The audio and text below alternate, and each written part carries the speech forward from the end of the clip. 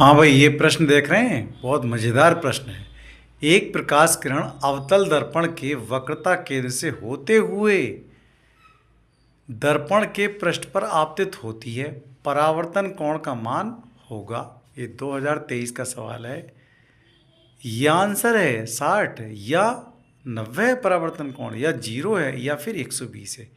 तो इसको समझने से पहले, टिक लगाने से पहले अवतल दर्पण की क्वालिटी को हम देख लेते हैं।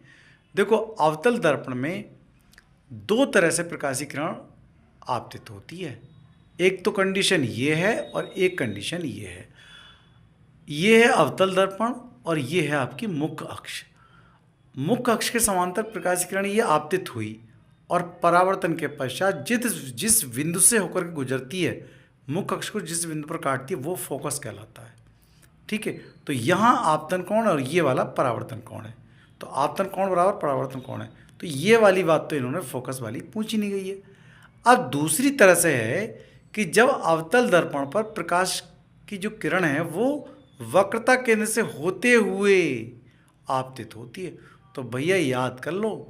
और जब आपतित होती है तो ये जो सीध पड़ती है, ये पड़ती है तो ये अविलंब पर आकर के पड़ती है। तो अविलंब पर 0 अंश पर आपतित हुई तो परावर्तन भी तो 0 ही होगा।